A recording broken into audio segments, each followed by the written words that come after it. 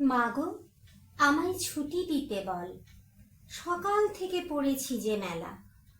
এখন আমি তোমার ঘরে বসে করব শুধু পড়া পড়া খেলা। তুমি বলছো দুপুর এখন সবে, না হয় যেন সত্যি হলো তাই। একদিনও কি দুপুর বেলা হলে বিকেল হলো মনে করতে নাই?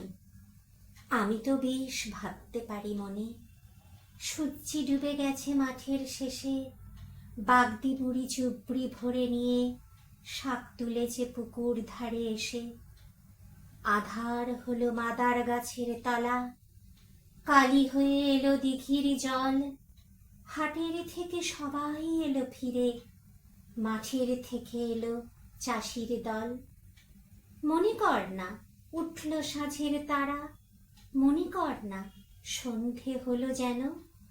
রাতের বেলা দুপুর যদি হয়, দুপুর বেলা রাত হবে না কেন?